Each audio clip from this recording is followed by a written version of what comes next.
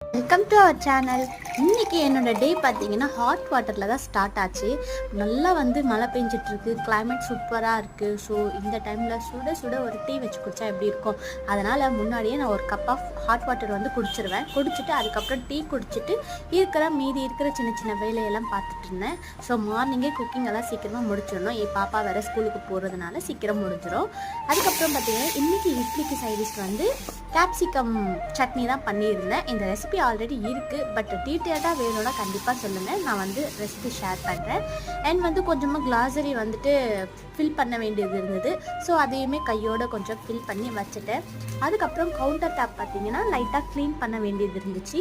So கொஞ்சம் கொஞ்சமாக நான் சைட் பை சைட் ஒர்க் பண்ணிகிட்டே கவுண்டர் டாப்புமே லைட்டாக க்ளீன் பண்ணிட்டேன். இதோட ஃபுல் வீடியோ நெக்ஸ்ட் vlogல உங்கள் கூட ஷேர் பண்ணுறேன்.